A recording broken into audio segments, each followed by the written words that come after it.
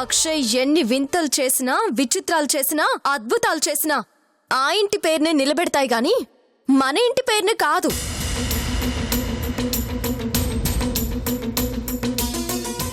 మన పరాని నా చెల్లెల్ని అల్లుడిని వేరు చేసి మాట్లాడద్దు సిరే. నా మాటలతో వేరు చేయడం లేదు నాన్న.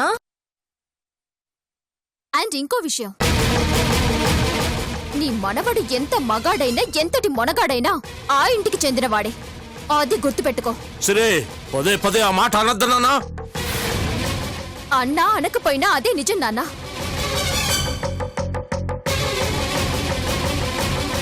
అయినా ఈ పగలేంటి నాన్న?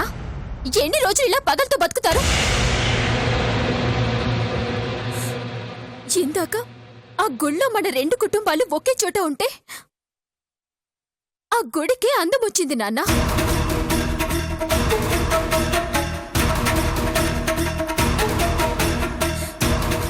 అదే మనం కలిసుంటే పండగలా ఉంటుంది నాన్న.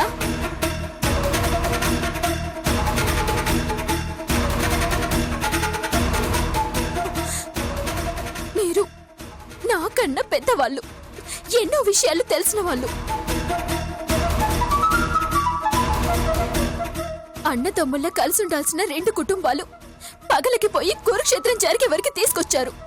అందరూ గొప్ప వాళ్ళే, చరిత్రలో చెప్పుకోదగ్గ వాళ్ళే. కానీ చివరికి ఏమైపోయారు నాన్న? మన కథ కూడా మహాభారతం లాగే ఉంది నాన్న. కాకపోతే అన్నదమ్ములకు బదులు బావమరుదులున్నారు, అంతే.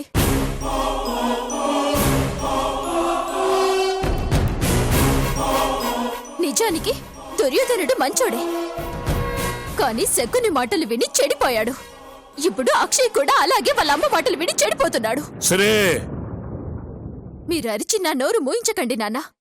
నాకెవ్వరి మీద కోపం లేదు నాన్న. అందరి మీద నాకు ప్రేమే ఉంది. ఆ ప్రేమ మీలో కూడా కలిగించాలన్నదే నా తపన.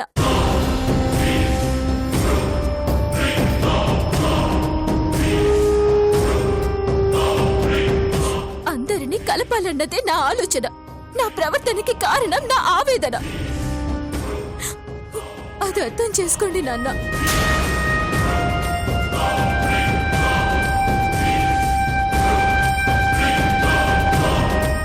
రామా,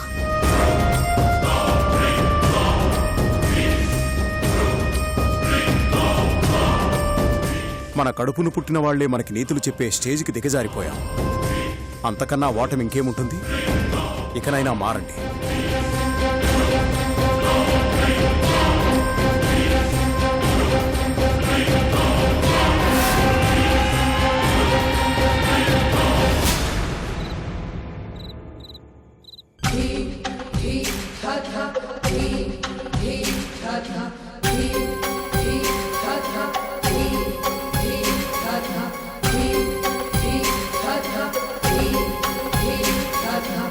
మీ గోత్రం పెద్దిరెడ్డి మావయ్య గోత్రం ఒకటే అనా?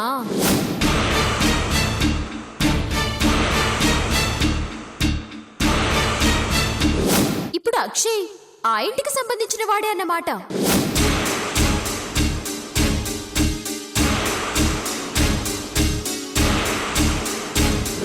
ఈసారి కూడా పెద్దిరెడ్డి మావయ్య వంశమే శివలింగానికి అభిషేకం చేసిందన్నమాట.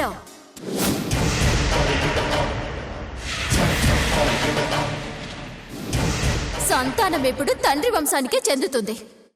అదే చెప్పాను. రాను రాను సిరికి మనమంటే లెక్క లేకుండా పోతా ఉండాది.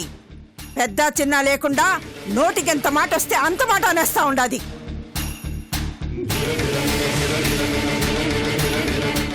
అసలు అసలు ఇదంతా కొండనిచ్చి నలిసేనే. అదేం చేసినా ఆడు సమర్థిస్తున్నాడు కాబట్టే అది మనల్ని శాసించాలని చూస్తా ఉండాది. ఇయ్యాల నీకు నాకు ఇంటి మీద హక్కు లేదు అంటా ఉంది. ఇట్టాగే వదిలేస్తే ఏదో ఒక దినం ఈ ఇంట్లో స్థానం లేదని మెడబట్టుకొని బయటకు గెంటుతాది. ఏదో ఒకటి చెయ్యాలి ఇంద్రమ్మా, ఏదో ఒకటి చెయ్యాలి. లేదంటే మనం ఎదురు చూడని పరిస్థితి మనకి ఎదురు పడుతుంది. దానికంత సీన్ లేదమ్మమ్మ. మీరు అనవసరంగా భయపడుతున్నారు. లేదు రాసిన్న, అది చాలా తెలివి మీరిపోయినది. అవకాశం దొరికినప్పుడల్లా నాకు ఏదో రకంగా అడ్డుపడతానే ఉండాది. ఈరోజు ఊరందరి ముందు నా పరువు తీసేసినది. రేపు ఇంట్లోంచి కూడా బయటికి పంపించేస్తాది. అంత దూరం రానివ్వనమ్మా. ఇప్పటిదాకా అది అనుకున్నట్టు సాగిందేమో, ఇకపై అది జరగదు. దెబ్బకు దెబ్బ తీయకుండా ఊరుకోను. అదంత తేలిక కాదు రాసిన్న. నేను దాన్ని అదుపులో పెట్టాలని చూస్తా ఉంటే హక్కులు అధికారాలంటూ అది నన్నే ఇంటి నుంచి దూరం చేయాలని ప్రయత్నిస్తా ఉండాలి. ఇన్ని దినాలు ఇంట్లో నా మాటే సెల్లుబాటైనది. నేను ఏది చెప్తే అది శాసనమైనది. కానీ సిరి వచ్చిన కాడి నుంచి అదంతా తారుమారైపోయినది. ప్రతి చిన్న విషయానికి ఏం చేద్దాం ఇందిరమ్మ అని అడిగే మా అన్న చిన్న విషయమే కదా, కాస్త ఓపిక పట్టి ఇందిరమ్మ అనే స్థితికి వచ్చినాడంటే రేపు పూర్తిగా సిరివైపు మళ్ళీ మనకే ఎదురు తిరిగే ప్రమాదం ఉండాలి. అదే గనక జరిగితే ఇంతకాలం నేను బ్రతికిన దానికి అర్థం ఉండదు, ఇక బ్రతికే ప్రయోజనం ఉండదు. అమ్మా, ఈ అమ్మకి ప్రాణం కన్నా పరువే ముఖ్యం సిన్న. పరువే పోయిన రోజున ప్రాణం ఉన్నా లేనట్టే. నేనుండగా నీకు ఆ పరిస్థితి రానివ్వనమ్మా. అది నన్ను అవమానించినందుకే దాన్ని జైల్లో ఊచలో లెక్కపెట్టే స్టేజ్కి తీసుకెళ్లాను. అలాంటిది అంతమంది జనంలో నా కళ్ళ ముందే నేను అభిమానించే మా అమ్మను అవమానిస్తే ఎలా ఊరుకుంటానమ్మా? అసలు దానికంత ధైర్యం యాడ్ నుంచి వచ్చినది? ఏం చూసుకొని అంత ఎగిరెగిరి పడుతుండాది? అదంతా ఎగిరి పడ్డానికి కారణం ఆ పెద్దిరెడ్డి దాన్ని ఎగేసి పంపడమే. ఈ మధ్య ఆ పెద్దిరెడ్డిని అస్తమానం కలుస్తా ఉండేది కదా, ఆడే దానికి ఏదో నూరు పోసినట్టుండాడు. మనమంతా కలిసుంటే ఆడు ఏమీ చేయలేడు కాబట్టి మన మధ్య సిచ్చు పెట్టడానికి ప్రయత్నిస్తా ఉండాడు. నన్ను అన్నని విడదీస్తే ఆడి పగ సాధించడం తేలికవుతుంది కాబట్టి సిరిని పావులా వాడుకుంటూ మన మీదికి పావులా బుసకొట్టేలా చేస్తున్నాడు.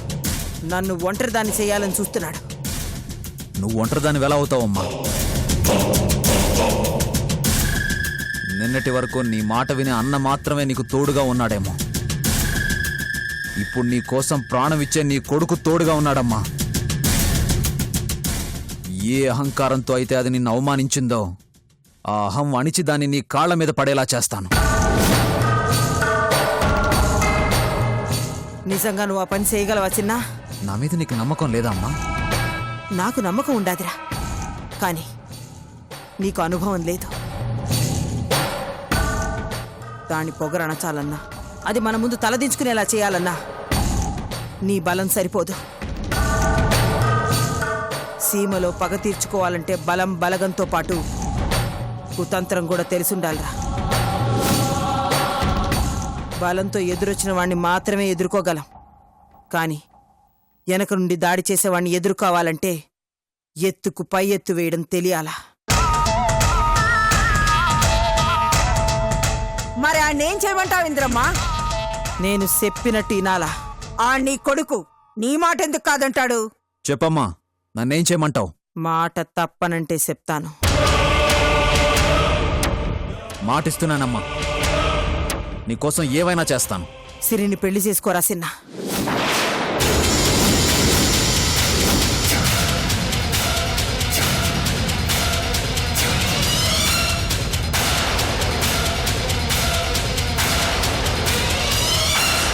మాట తప్పనంటేనే మాట తీసుకున్నాను రాసిన్నా.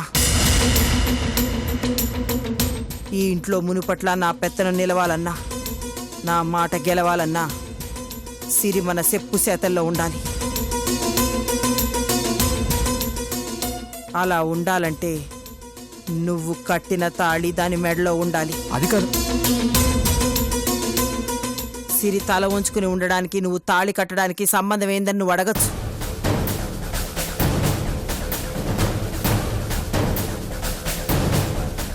పాతికేళ్లుగా మీ అత్తని మేము ఎంత చీకొట్టినా చితకబాదినా నోరెత్తకుండా అన్నీ భరిస్తూ ఈ ఇంట్లోనే ఉండడానికి కారణం ఏందో తెలుసా? మీ మామ దాని మెడలో కట్టిన తాళి ఉంది కాబట్టి. అదే పాతికేళ్లుగా ఆ పెద్దిరెడ్డి మీద మేము ఎన్నిసార్లు కత్తి దూసినా ఆడు ఏనాడు మా మీదకి తిరగబడ్లా. అందుకు కారణం ఆడి సెల్లెలి మెళ్ళో మా అన్న కట్టిన తాళి ఉంది కాబట్టే.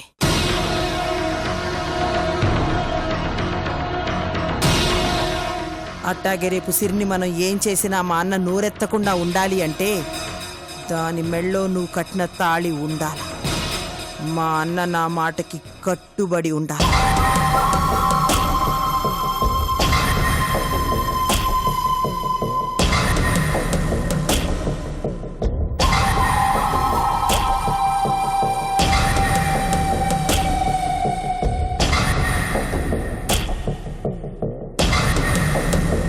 మీ అమ్మ చెప్పింది నిజంరా మనవడా.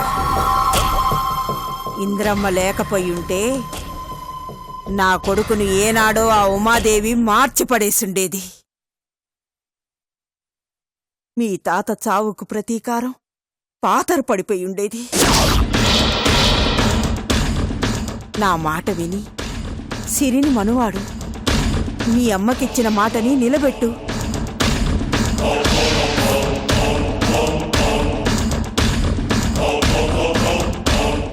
మనవడా,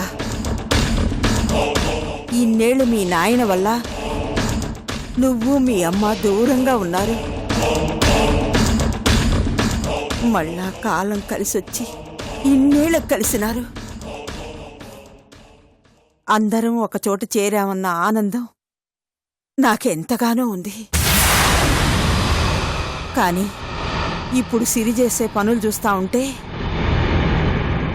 నా కూతురు కొడుకు ఏడ ఈడిపోతారోనని భయంగా ఉండాదిరా.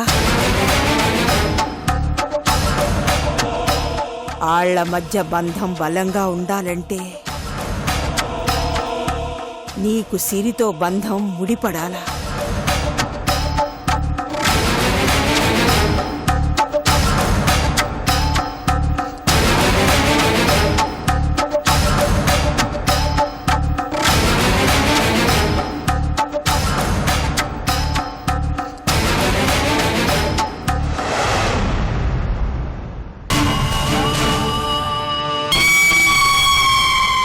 చూడరా సిన్న, సిరి తప్ప వేరే అమ్మాయి నీకు దొరకదని కాదురా నా ఉద్దేశం. పగ కోసం కొడుకు జీవితాన్ని బలి తీసుకునే కసాయిది కాదురా మీ అమ్మ. కానీ మీ అమ్మ చేసే ప్రతి పనికి ఏదో ప్రయోజనం ఉండే ఉంటుంది. సిరి కన్నా అందమైన అమ్మాయి, అంతస్తున్న అమ్మాయి నేను నీకు తీసుకురాగలను. కానీ అట్టా వచ్చిన అమ్మాయి మనతో కలిసి ఉంటుందని నమ్మలేం. మన ఇంటి పరిస్థితులకు తగ్గట్టుగా మసులుకుంటుందని అనుకోలేం. అదే నువ్వు సిరిని పెళ్లి చేసుకున్నావనుకో, సిరి నా మాటకి కట్టుబడి ఉంటాది, అటు మా అన్న నా మాటకి కట్టుబడి ఉంటాడు. ఏమంటావ్? ఎట్టాంటి సమస్య వచ్చినా మనలో మనం సమాధానపరుచుకోగలుగుతాం. అన్నిటికంటే ముఖ్యంగా ఆ పెద్దిరెడ్డి లాంటి పగోడికి మనం లోకు కాకుండా ఉండగలుగుతాం. అర్థం చేసుకోరా సిన్న, ఈ పెళ్లి జరిగితే ఇన్ని రోజులు మన అదుపులో ఉన్న పరిస్థితులు ఎప్పటికీ మన అదుపులోనే ఉండిపోతాయి. కాదనుకురా సిన్న, ఇన్ని దినాలు మీ అమ్మ మొండిగా అన్ని విషయాల్లోనూ నెగ్గుకొస్తా ఉండాది. అట్టా నేనెప్పటికీ గెలవాలంటే నువ్వు నా మాట మీద నిలవాలిరా సిన్న.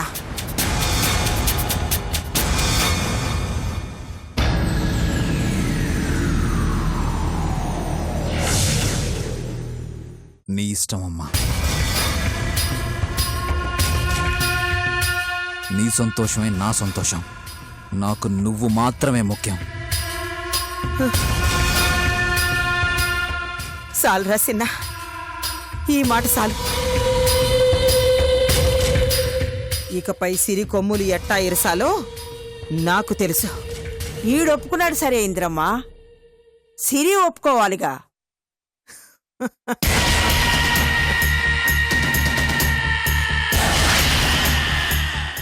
అదెంత పనమ్మా.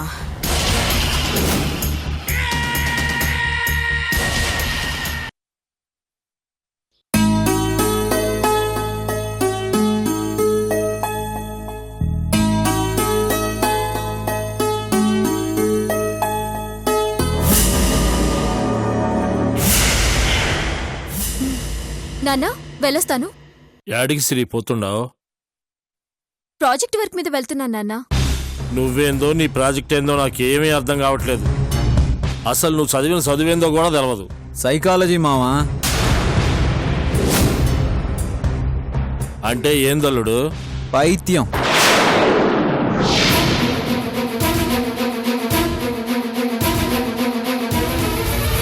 మన గురించి కాకుండా ఎదుటి వాళ్ళ గురించి తెలుసుకోవాలని పిచ్చి. అదేం చదువులుడు? భాష గురించి చదువుకుంటాదని విన్నాను, విజ్ఞానం మీద చదువుకుంటాదని విన్నాను, కానీ ఈ చదువు గురించి వెళ్ళలేదే. అందరికీ ఆ పిచ్చి ఉండదు మావా, నీ కూతురు లాంటి వాళ్ళకే ఉంటుంది.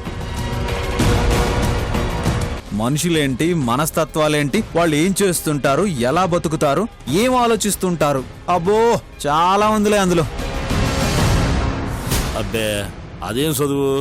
దానివల్ల జీతం వచ్చే పనాడ దొరుకుతుంది. జీతం కోసం మాత్రమే చదువులుండవు నాన్నా. జీవితం తెలుసుకోవడం లాంటి చదువులు కూడా ఉంటాయి.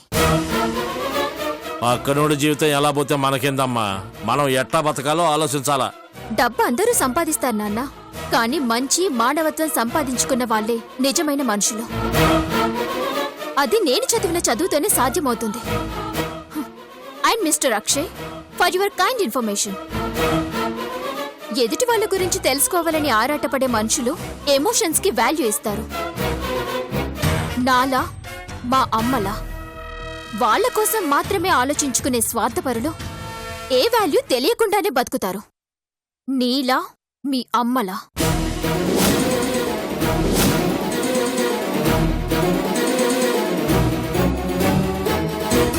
మధ్యలో నా సెల్లుని ఎందుకు తీసుకొస్తాడావు? నీ చదువు నువ్వు చదువుకో. వా జాగ్రత్త మావా, నీ కూతురికి లేనిపోని సమస్యలు వచ్చి పడతాయేమో, కాస్త ఆలోచించుకో. ఏం దల్లుడు నువ్వనేది? నిజం మావా. ఇప్పుడు సిరి ఏం తెలుసుకోవడానికి వెళ్తుందనుకుంటున్నావు? సీమలో ఉన్న వాళ్ళ పగలు, ప్రతీకారాలు ఎలా ఉన్నాయో వాటిని ఎలా రూపుమాపాలో స్టడీ చేయడానికి వెళ్తుంది.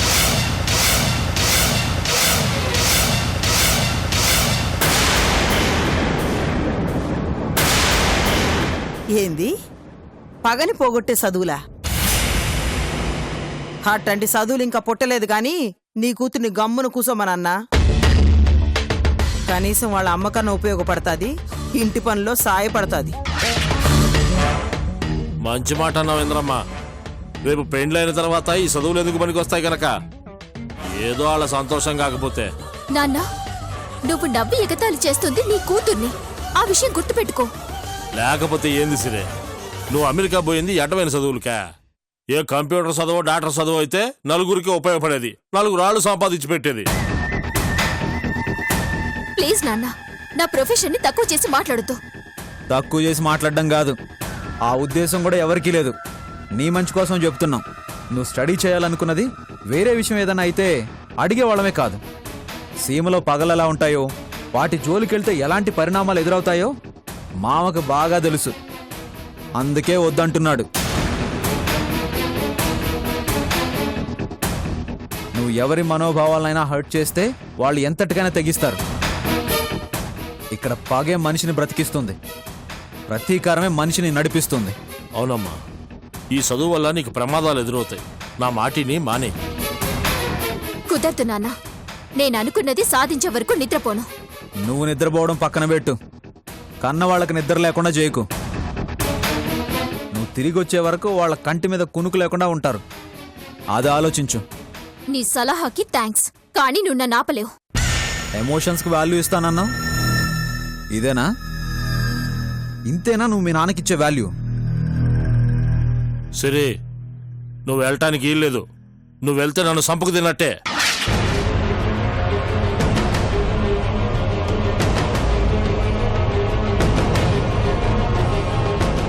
మీ నాయన పోయాడనుకుని అడుగు బయటికి.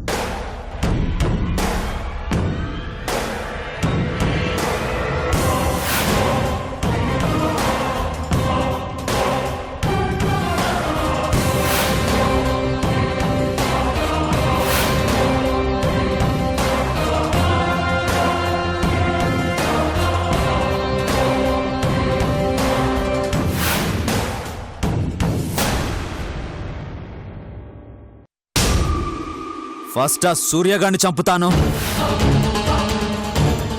తర్వాత ఆ పెద్దిరెడ్డి గారిని చంపి మా అమ్మకిచ్చిన మాట నిలబెట్టుకుంటా.